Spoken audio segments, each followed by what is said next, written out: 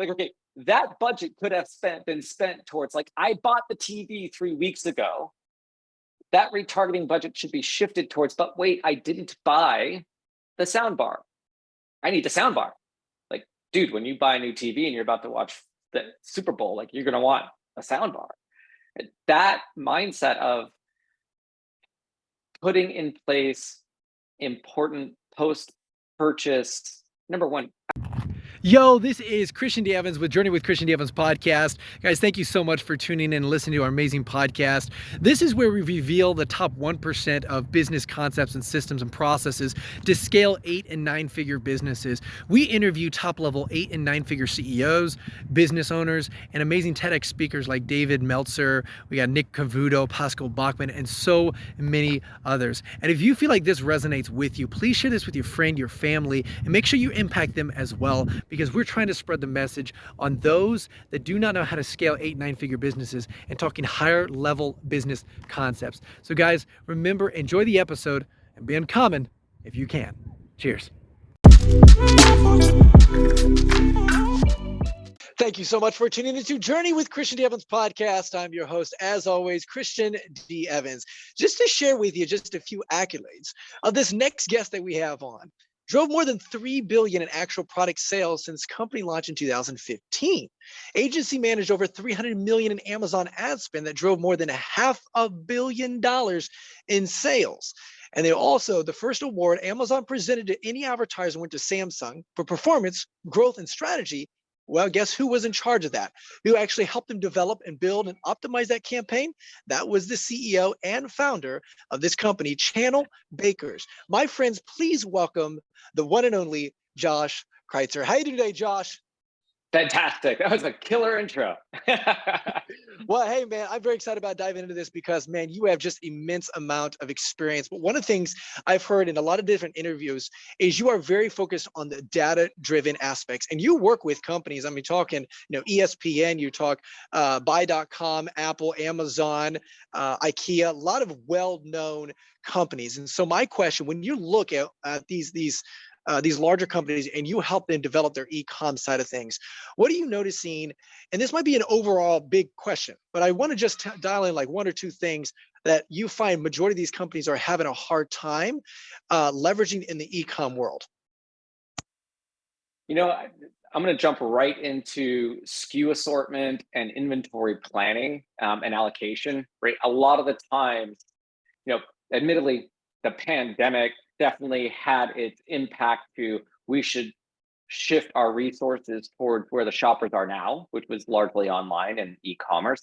But prior to that, there was this big discussion about, do we do different SKU assortment variations for this particular retailer and another particular retailer, or the club channel versus the brick and mortar channel versus the online retail channel? And SKU assortment became one of those topics where, do we have different colors for different channels? Do we have all of the above, right? Different sizes, different case pack quantities, and so on and so forth.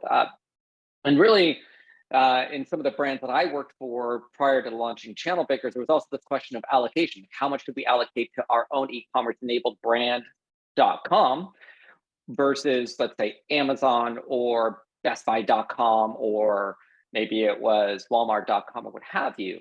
And really what we've seen a lot of brands start to really put emphasis behind is, all right, especially with the supply chain challenges we had, we need to rethink SKU assortment and allocation of inventory towards e-commerce, largely because for a minute there, it was really hard to get product into the region due to everything that was happening in the ports and getting containers received in, right? And then it's, okay, now that we have the inventory, where are we going to move it? And as we look to Q4 2022, the question becomes, okay, now that we have inventory in and it's now available in the fulfillment centers that we have, and where next do we need to put it that the shoppers are going to be at next, right? So the big question that I'm actually studying right now is, what are the shopper behaviors now that we're past the events of a couple of years ago, right? What parts of e-commerce is sticky? Right? Instacart had amazing growth. And that behavior of buying online and having grocery delivered to your home as an example, is that going to stick around, right? There was 46% during the pandemic, but within the first 90 days of the pandemic, 46% of people who had never bought groceries online were buying groceries online, right? It was like completely new behavior. How much of that behavior is going to stick around, right? And so when we look at Q4 this year, that's one of those topics that I think my clients right now are all beginning to question and try to figure out is, where are they going to buy? If you look at the Best Buy, that's right down the street from my house here in Southern California, it used to be a giant showroom. Well, now half the store has been cut in half and turned into a fulfillment center, right? And or a pickup center. And the other half is now a much smaller space dedicated to showcasing products, right? So is the behavior that we're going to go to Best Buy physical store to go buy that product, we're going to buy it online and maybe pick it up in store, right? What are the new behaviors, like the shopper behaviors? That's going to start to determine like, the growth rate of e-commerce as we are now past having to be at home, right? And then looking at now what are the new behaviors with regard to, am I going to go to a store? And then the question is particular categories, like apparel has seen a resurgence of people coming back to the store to try on clothes and go to that traditional, I need to try this on, right? That has started to, that has had a insurgence. Then when it comes to like consumer electronics, well, more than half of consumer electronic sales are now online. So that's the big question I think we're all scratching our heads about right now and trying to figure out, how do we allocate inventory, e-commerce or brick and mortar, or for our own.com as we roll into the next holiday season. Sorry for the long-winded answer. I just kind of get passionate about those things. No, this makes perfect sense. And what I find so interesting about e-com is there are very tight margins, definitely when you start running a lot of ads and so forth. And I know you guys have run a lot of Amazon ads, leverage that platform tremendous, and there's a lot of acquisition for that. But I'd love to get your response in regards to, how do you run a campaign where you've still got the margins on e-com, and definitely with, like you said, the supply chain issues and cost of inflation and so forth, and adjusting things to keep that margin still intact? Is it a lot? What are some strategies do you do to keep that margin intact, as well as making sure that your cost to acquire a customer is still profitable? Yes, there's two elements here. Actually, there's three. One is now with, we're moving into an ID-less world, and targeting has become a little bit more murky, but then also identifying where the people are has also become a little bit more murky. To give you an example, I believe the stat that we got the other day was 44% of marketers plan to spend 25% more on advertising to reach the same audience. So there's that aspect of like, where is my advertising dollar going to be the most effective? Who has the best data, right, to do my targeting, and who has the best ad inventory? That's why we expect a massive shift, and we have seen a massive shift with regard to Amazon ads, because single sign-in user information, and by the way, they own a number of varying different touch points in our life, whether it be an Alexa device, whether it be Amazon Prime Video, whether it be IMDb TV, and the list goes on, right? But then they also have like premium ad inventory that they also own. Just thinking about the fact that they bought MGM Studios, like that's just a ton of content now that they can insert ads from here and there, right?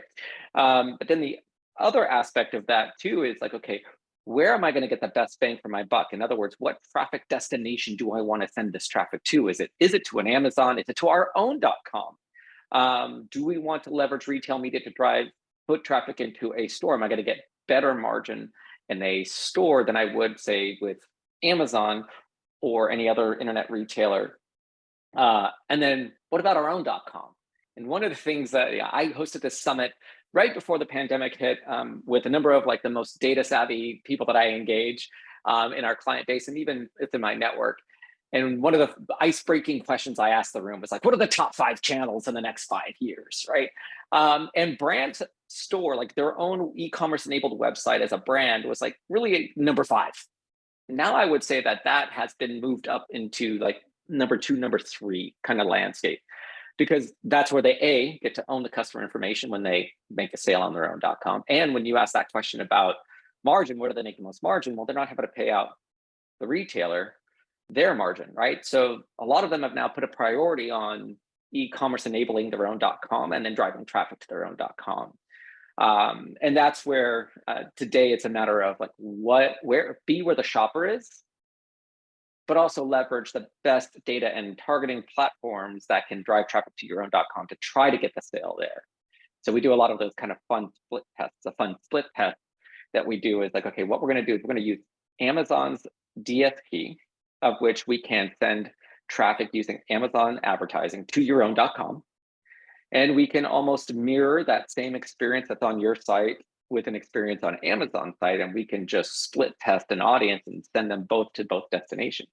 We can even pixel your own .com with Amazon advertising with an advertising pixel to identify if they came back to Amazon to buy anyway. So now you kind of start to understand if I'm going to like create a budget of how much I want to send to a destination like Amazon versus my own .com, where am I going to get the sale? Where is it easier for me to get the sale? Where am I going to get the better return on spend, which is not the most important metric, by the way. We'll come back to that if we have time. But like, where am I going to get the sale and where am I going to make the most margin? And today the conversation is largely centered around what you were asking about, the profitability of the sale, right?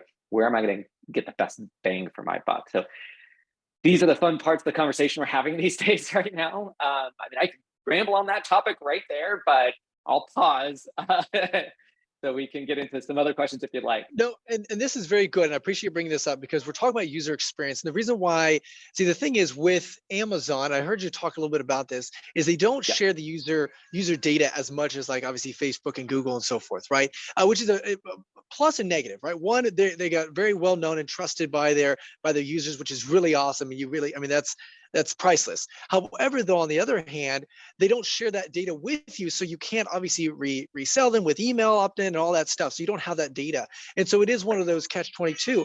But like I mentioned, though, we're talking about user experience. I know majority of people leverage the Amazon platform. They have that access. It's very simple. It's a one-call click. It's a one-click. You buy it, they purchase it. It's going directly to their thing. So also the user experience is really awesome. So that's why you want your products on that. So let me ask you, when you're having that conversation, that dialogue, I know there's a lot that goes into that conversation and saying, okay, hey, let's leverage Amazon because this is very powerful and the user experience. And plus they've already got the distribution established. They've already got the network. They've already got the ecosystem. Now we don't have to generate that, but if we drive them over to our website through advertising and so forth, now we have to generate someone to buy stuff and our conversions may not be the best. So I'd love for you to maybe just kind of walk us through that and making sure that, like you said, like dialing in those metrics and making sure you got the best optimization. So first things first, there are a lot of verticals where they still have not embraced online retail, whether it be Amazon or other marketplaces. The narrative that I continue to put in front of my clients is it doesn't matter if you don't engage a platform like Amazon or even eBay, like your brand is there. Are you representing your brand? And so first step every single time is, I know that you may have your perception of Amazon and engaging Amazon, and you may have other channels that don't want you to engage Amazon to be somewhat protective of their business. But at the end of the day, it's your brand story, right? It's your brand messaging. It's your brand image that you have to protect. So you have to engage, at least at the bare minimum, on the topic of owning your product content and brand messaging on a platform or marketplace like Amazon, right? That's the first step. You have to engage now. There is no question. Your products are there, okay? The second is, okay, once there, how can you leverage what data these marketplace platforms and retail media platforms give to you to shape your messaging? Because I love this topic. You can't have the same brand message from 5 years ago. If you created a product and it's one of those products that's an evergreen product that's going to be around for a very long time, like that product content, story, messaging, whatever that was 5 years ago, it's got to be different today, right? Knowing of everything that happened over the past 2 years, 2.5 years, right? There are some really important themes that you need to shape a message around for your product and your brand. One of those themes is obviously safety, right? We all, coming out of the events of the last couple of years, safety is a very important topic. Your product messaging, your brand messaging, needs to be one that informs the shopper or your beloved audience of who you care about the most, about the safety of your products and their life, right? So we're in a step 2 landscape of step 2 being reinvent your message, right? You've got to reinvent your content, your brand story. And then the next step in that is, okay, step 3 is like, okay, what medium? Well, there's obviously like static images, and there's some best practices in like the image gallery of any marketplace or any retailer's website. You know, the image gallery, there's a lot of cool new things that you can do. And I say new, not that new, but if, you know, if this is a new landscape for you, new would be like being able to add in every aspect of, whether it be product details and benefits through the image gallery, where historically retailers have said, okay, you cannot insert any content into your image gallery, it just has to be the image of the product. Today, that totally changed. You can tell your entire brand story, product story through your image gallery. And as people swipe left and right through image galleries on mobile apps, now you need to tell your product story through the image gallery. So you can add content like, this product has this benefit for you. And then the next one, I'll give you a great example. Had a pair of goggles, and the initial image gallery when we picked up this project was just pictures of the goggles in different angles, right? And we said, okay, but let's go to like the triathlete forums and see what people are talking about, what's really important to them when deciding on what pair of goggles to buy, and comfort and fitment, and yes, even like the drag that goggles would have through the water, right, to slow you down and what have you. Like that was also part of the conversation. So we went image 1, we're going to talk about how comfortable these are. Image 2, we're going to talk about the fitment and how they fit over your eyes. And then image 3, we're going to talk about like how they have zero drag and what have you. And we put all that content through the image gallery, right? So you have to choose like the medium that you're going to do this. The 4th step is, no matter what, you have to consider video, right? So you've got to now start thinking, like if you never did video for some of your products before, you have to do that now, absolutely. And then, all of that ties together in a message on a detail page, like a product detail page. But then depending on the marketplace, and many of them have this, like a brand store where there's like a dedicated page for your brand and your products, you can be completely innovative in that landscape. Again, I'm going to use, I'll use an apparel brand. They actually had, just like they do in the physical realm of brick and mortar, they have outlets that they move products through, or excess inventory out into that like outlet malls. In their brand store, we encourage them to put like an outlet, which is where all the end of life products went, and all the deals and discounts for end of life products went into this brand store outlet page, of which obviously needs to be highly maintained. You got to keep eyeballs on it when the product runs out of stock and it's gone for life, and kill it out at the brand store. But that was using your brand store in a way that shoppers are accustomed to in the physical brick and mortar world, right? And then the last bit of that is, again, I would say custom experiences at each one of these retailers. Like I mentioned earlier, if I could duplicate your best practices for the detail page and conversion rate optimization that you've done on your own .com and your own web store, and you want to duplicate that on a site like Amazon, that is possible. And then you can like split traffic to identify like, okay, where are we going to get the best conversion? The messaging is the same, the page looks the same, everything looks the same. Let's throw a pixel in it so we can capture attribution a little bit better on whether or not they came back to a marketplace like Amazon to buy. That is all possible. So creating custom experiences, curated experiences, my favorite phrase, right? That remove any kind of competitor from the page. It also gives you the opportunity to tell your story your way. I'm very adamant about custom landing pages within all of these varying different marketplaces. That's like a step 5, right?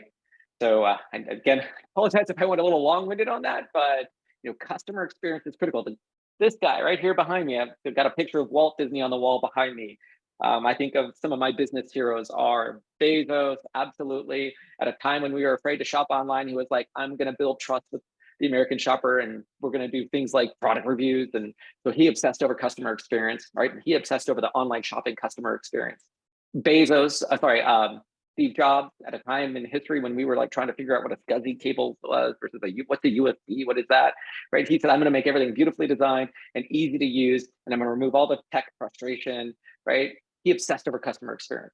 Walt Disney obsessed over the customer experience of bringing joy and happiness into people's lives, whether it was at his park or through his movies, right? And that's why, Walt Disney is my favorite business hero, because he obsessed over customer experience, and that customer experience was bringing joy and happiness into people's lives. But customer experience is critical. Like, that is especially shifted now into the landscape of e-commerce. Absolutely. So there, I'll pause on that. Well, speaking of customer experience, let me ask you in regards to, I've seen influencer, micro, macro influencers. How does influencers play a position in this kind of building relationship, but also user experience on the front end, but also on the back end? Oh boy, this is a big topic. So it depends on the generation, right? I saw a stat the other day, something to the effect that Gen Z, 83% of Gen Z will make a brand decision based on their presence on social media. And this particular pitch deck was for TikTok. So this was they turned to TikTok. Many, what was it? I think it was the 83% said that they go to TikTok specifically to identify brands they want to buy for a particular product category. So TikTok search, as an example, is going to be kind of the big thing next in the TikTok ads landscape, outside of just traditional influencer marketing that you can do through TikTok, as an example. But that's Gen Z, right?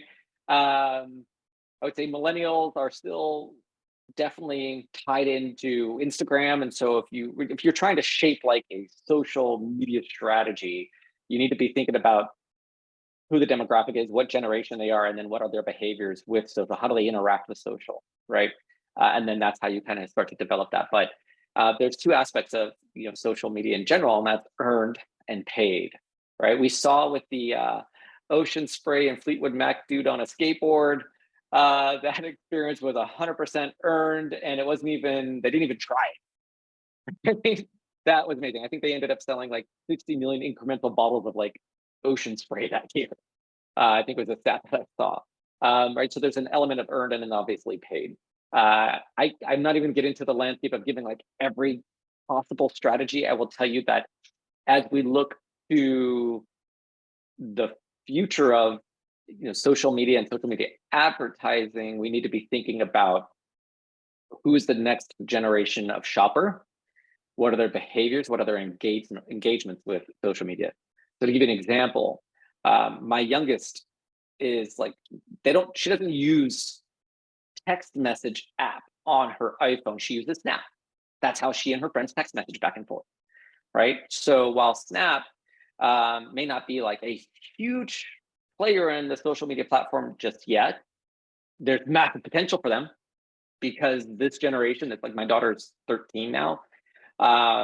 You give it 5-6 years when she starts shopping on her own, and I always encourage my kids to get jobs, right? She'll have her own money to spend. She may be doing her product research on Snap, right? So this is what I would always just recommend is don't be always looking at charts and graphs. And like, I love eMarketer, don't get me wrong, but like, look inside your own home and amongst your sphere of influence and see what the behaviors are amongst your friends, because it's very likely that is where you need to be thinking about and paying attention to.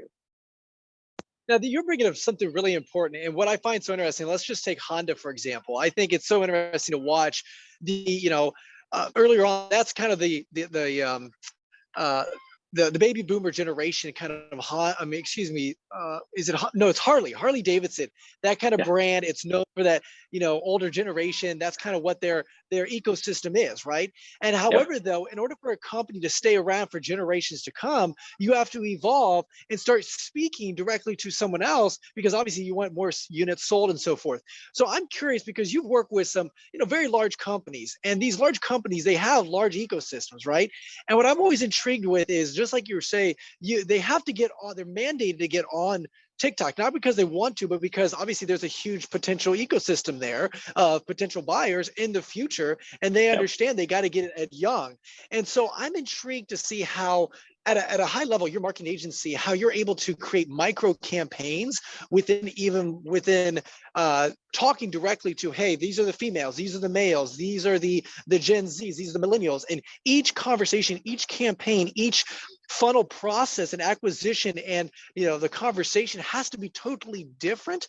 And I'm just intrigued to see how you're able to, at a macro and a micro level, you're able to do that with these large companies, and making sure that, of course, you're acquiring as many customers as possible in every little ecosystem. And when you're doing that, what are the vanity metrics that a lot of these companies are measuring that they should not be measuring? So I know that's kind of a big topic, but I love to talk a little bit about it because I'm always intrigued, like you were saying, the evolution of that customer and how these larger companies are. And it's very applicable to my audience because, hey, you know what? To grow that 8 and 9 figure, you have to branch out. You have to start reaching out into these other aspects. And what was your strategy in doing so? So you bring up a really good topic. My employees actually once upon a time had a drinking game, and they would watch webinars that I was part of or listen to a podcast. And every time I used the word granular, they would take a shot. True story. With that said, I'm very adamant with my team to fully understand every ad placement and every tool within like an ad platform console to affect a certain specific placement. For example, let's just say Amazon.com, I think it's a 340 by 250, lives only on Amazon's homepage on a desktop. Knowing that, you can then go, okay, I'm going to identify that exact size of creative, and I'm going to make sure that I put some budget behind it so that I can end up on the homepage, right? That level of like understanding the nuances of every platform really helps you get strategic, granular, and tactical. And while there's a strategy that's an overarching strategy, the execution of that strategy tactically is really kind of what separates one brand or I'll just say one brand or one product strategy over the other, right? And so that's where I am very adamant about thoroughly understanding each and every platform. Don't just go, okay, well, I'm going to use auto targeting and spray and pray and hope for the best. I'm going to pick a product, I'm going to throw a budget at it, and I'm going to use auto targeting. I'm not a big fan of auto targeting. There are advantages to auto targeting, but being intentional and developing a very granular strategy is important. I will tell you that like looking at multiple different platforms now is also important to build a holistic strategy based on your outcome, right? So we always focus on what is the outcome the client wants. And you mentioned vanity metrics, like return on spend is a vanity metric. I would say, I know that many might disagree with me. It is important to understand ad performance and strategy performance, return on spend. But there are other important metrics. Like I love the metric actually Amazon threw into their platform is called new to brand, which is how many shoppers and what dollar amount and how many units were sold to somebody who had not purchased your brand in the last 12 months on Amazon, right? And that's an important metric. That's not an vanity metric. That's like, my intention usually is to gain market share, right?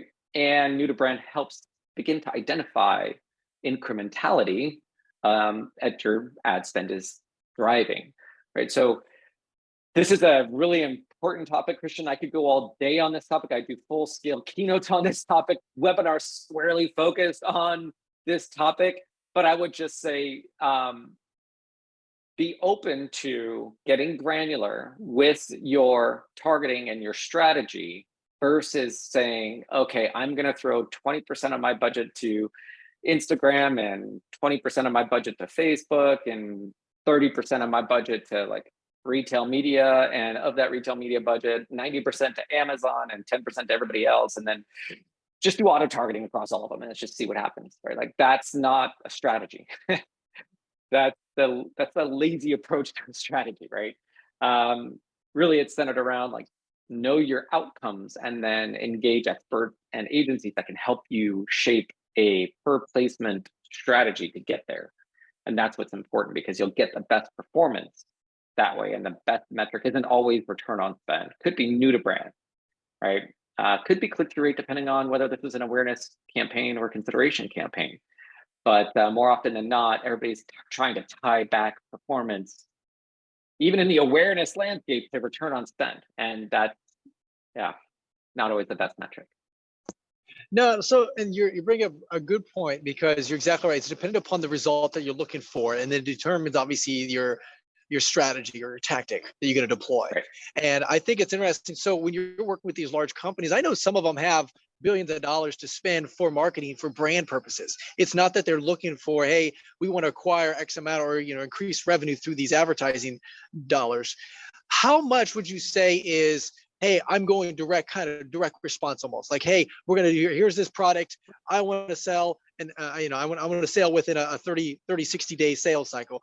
Or is it more of, like you mentioned, just kind of larger brand, getting people aware, and then obviously people over a long while, 6 7 8 9 times they see your brand, they're like, oh, I like this, I know, like, and trust factor, and naturally they kind of evolve into that that ecosystem. What does that look like? So one of the answers I hate getting when I ask very important questions is it depends. But I will just say that depending upon the size of the brand, right? Some brands, like you mentioned earlier, Sam, sometimes some had something to the effect of like 55 different funding sources when we engage them, right? And some of that is squarely focused on corporate branding for Samsung. Other budgets were squarely focused on a specific product category, like tablets versus wearables versus mobile devices, right? Or versus televisions, right?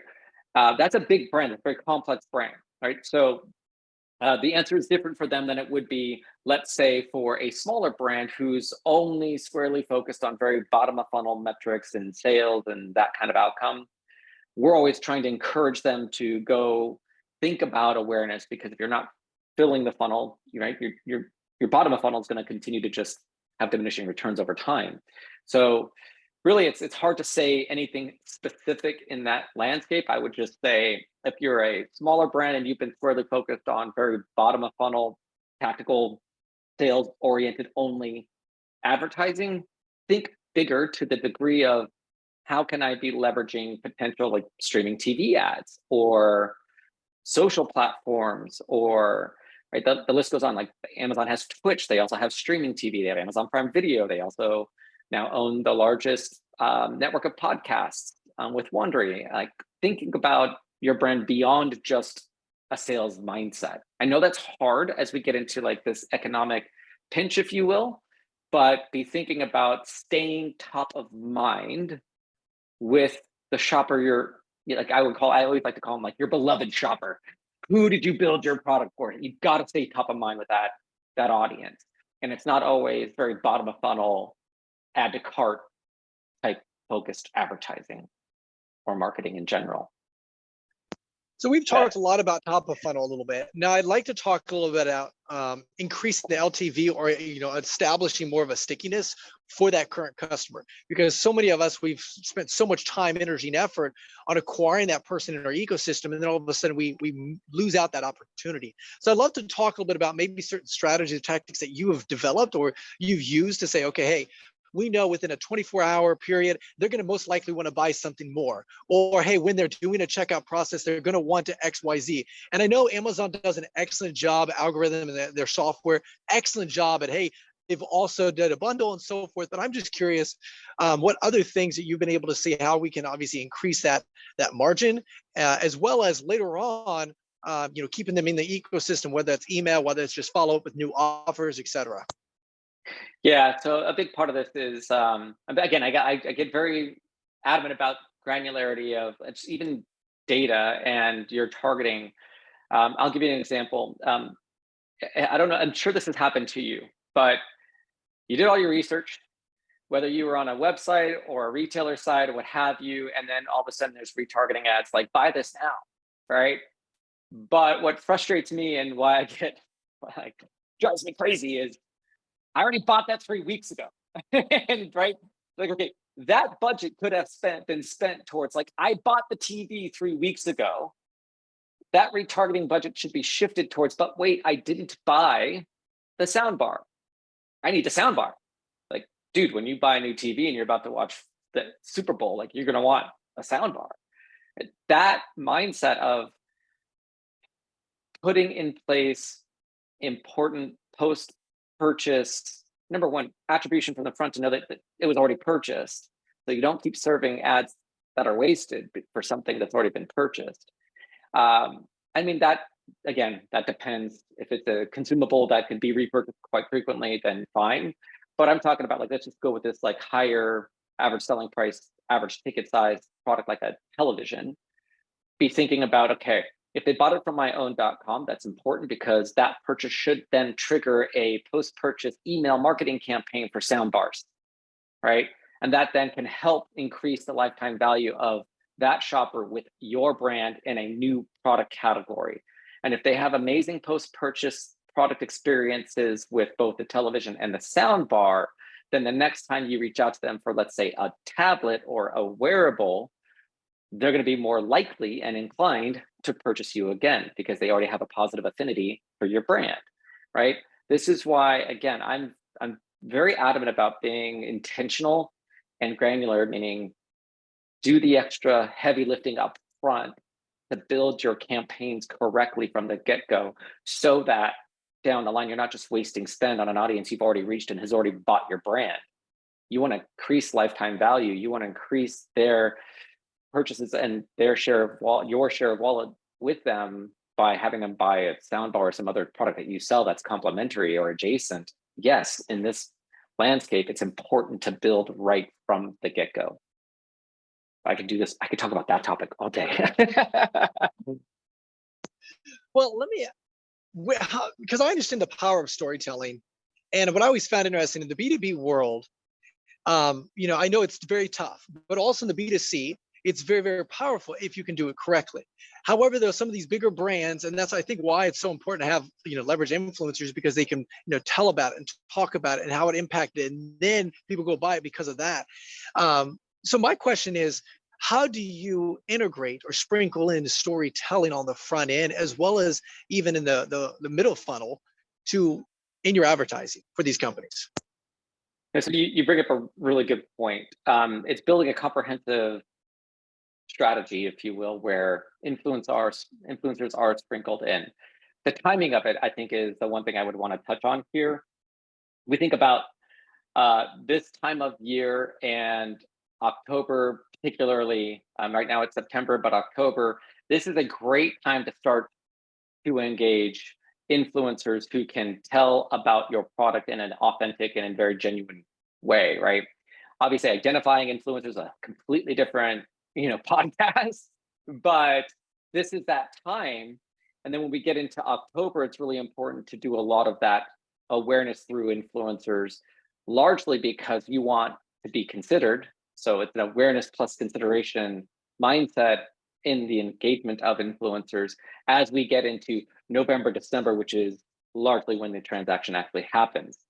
One of the behaviors we've seen increase is people adding to the cart prior to the tentpole event day, whether that's Prime Day or Black Friday or Cyber Monday or what have you, because they're waiting to see if the price will go down in their cart, right? Getting to the add to cart is another way with which, yeah, absolutely, leveraging influencers to talk about your product to get people to put it either on a wish list and or add to cart. Now is that time, September, October. So yes, sprinkling in the influencer to your overhaul campaign is really, really important. So I like to talk about the timing, like pre-tentpole is really, I guess, the key takeaway there. It's like pre-tentpole is really important to consider. No, that makes sense. Okay, so because I'm always intrigued. I've seen a lot of advertising, and what I always find so interesting, like Coca-Cola is one that really brings me to to mind, where they're able to tell a story, but it's just selling a Coke, right? It's just selling, but they do it through polar bears, definitely during the Christmas season. Amazon does an excellent job as well, leveraging kind of Alexa style a little bit, where they've been able to almost personalize her a little bit. I found that very interesting. But I'm just intrigued because sometimes we, and a lot of my listeners get in this situation where they're talking about features or benefits, or, hey, we're better than XYZ because of whatever, we're faster, or guarantee, or this. And the reality, you and I know, definitely been in marketing, you've been in a lot longer than I have, produced incredible results. It's about storytelling and the impact of it. So I'm just intrigued to see how, with like Best Buy or Apple, these products, these things, I love to help our audience understand, even these larger businesses, how you're able to get micro. And obviously you understand who you're talking to in that ecosystem and that avatar and that client, but how you're able to dial in a storyline from beginning to finish. And of course, it helps. Maybe just give us a case study of something that you've implemented with the company. Say, hey, because we're telling this story for this avatar, it resonated. We saw X amount of increase or brand awareness or whatever.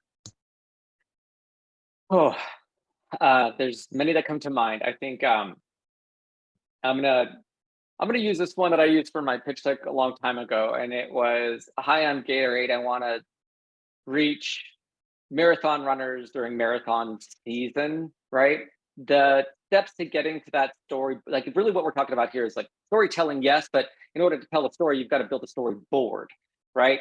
And then you've got to identify what elements help me shape the storyboard so that the story I'm telling is hyper relevant to the audience I'm trying to reach, right? So that Gatorade trying to reach runners during marathon season, and then obviously like where do we serve the ad to be able to tell that story is kind of what I'm thinking about here. So part of this is the research aspect of your storyboard. For this example of Gatorade and running shoes in marathon season and marathon runners, we went to Runner's World and we're like, okay, we're going to go to the enthusiast forum communities to identify what they're talking about, what they care about, what are the top 10 best men's running shoes and the top 10 best women's running shoes, which also helped us shape our targeting later on down the road because we knew exactly what the top 10 shoes people were looking at on the internet, right? We started to identify key takeaways that helped us shape our story. Very similar to the Speedo experience I shared with you earlier. We went to the triathlete forums to identify what people were talking about, what was important to them about the product, and then we built a storyboard around that so that when they went through the image gallery, right? Admittedly, I probably can't share any particular client's exact metrics, but I can tell you that we did this for a pet food brand, and they were all about the love you have for your pet. And when we started to look at storyboarding, even just their image gallery and the video content for their site, we made sure to include the founders' stories. We made sure to include like what they talk about in their messaging, like what was their heart behind developing their product, and then identifying like where within the pet enthusiast communities people cared about and what narratives they were using, and then shape right the entire storyboard, which I think they ended up getting something to the effect of like a 40% increase after we did that project. We did the same for a gaming brand, and they had they had mechanical keys and the keyboard, and mechanical keyboards have different versions, like different qualities. So there's cherry keys and there's blue keys and there's like brown keys. And like, so we ended up coming up with like ad creative that said like, I think it was like red, brown, or blue, blank brand, which I can't mention, has a cherry keyboard for you. And then we used that when going after top of funnel non-branded keywords or mechanical keyboard as an example, or mechanical gaming keyboard or gaming keyboard, right? Then we took like a third-party editorial review of it was like Tech Hardware or CNET or one of them that gave them an award.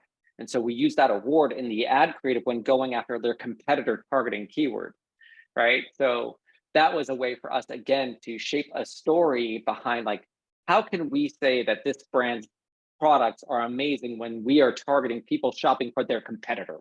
Well, let's use a third-party review site and the award that they won when targeting, right? So that we were able to shape a story behind, don't take it from us. Tech Hardware CNET said, we're amazing. I know you're looking for them, but read this, pal, right? That's how we're thinking about storyboarding. We're trying to be top of mind. We're trying to understand the shopper that we're trying to engage with really relevant messaging, but doing all that heavy lifting research up front before, as you build your storyboard, before you go do targeting or create content, whether it's video or image galleries or what have you, right? And that applies to B2B as well. This is brilliant. And the reason why is because I love how you even took Gatorade, for example, and you got so micro, even with all, it could help football coaches, it could help NFL, it could help, all different sports, but they went directly to that and created a storyboard and, what was so beautiful is also the data that you were able to unveil so that you'd be able to really develop the whole process from start to finish in that. And I think it's so applicable because so many of my audience I've seen definitely that run a 8-figure, e-commerce store, which is relatively small in this compared to obviously some of the companies you work with, billions. It's so perfect because even when you want to obviously get better market share, hey, you have to have a storyline for each one of those kind of ecosystems, those micro. And your whole thing is you're saying, hey, get micro, get granular with this, because that is where you're able to outcompete all these other individuals. Just immense knowledge, Josh. I really appreciate your time being on here and just unpacking your wisdom. I know we could riff on this all day long, man. I could tell you're excited about it. I love it. I think that's awesome. I just appreciate the amazing knowledge drops. Josh, how can our audience just reach out to you and be part of what you got going on, my man? I would say just find me on LinkedIn. That's easy enough. My last name is a little unique because I believe it's German, and it's the E before I and I before E is all kind of backwards. So it's Kreitzer, and it's Joshua Kreitzer on LinkedIn. That's one way. And then obviously channelbakers.com, you can reach out to us there as well. But those would be the two destinations I think it's best to get a hold of me. Awesome. But guys, those links will be down below. So make sure you guys just, reach out to him. He's also on YouTube. If you just type in his name and interview, you can find all this stuff as well. So which is really awesome. And then Josh, before I let my guests go, I always love to ask, is there any last words of wisdom they'd like to share with our audience? Well, I think you heard me use this phrase throughout today's podcast, but it's don't be afraid to get granular in your approach. Know your objective, know your outcome, and don't be thinking about being tactical and granular to get to your outcome. Don't spray and pray, right? I love it. And now everybody's got to go take a shot because he said it numerous times. Guys, that is the CEO and founder of Channel Bakers, my friend, Josh Kreitzer. Guys, that is Journey with Christian D. Evans podcast. Until next time, be uncommon if you can. Yo, this is Christian D. Evans, Journey with Christian D. Evans podcast. We thank you so much for listening to this amazing episode. If you feel and you know that this was valuable to you, please show some love to our amazing guest by liking this, by commenting on this, by making sure that you do a nice 5-star review and just show some love to our guest. That'd be really awesome. Also, make sure you share this with a friend, a family, a colleague, someone that you believe would bring value to their life right now.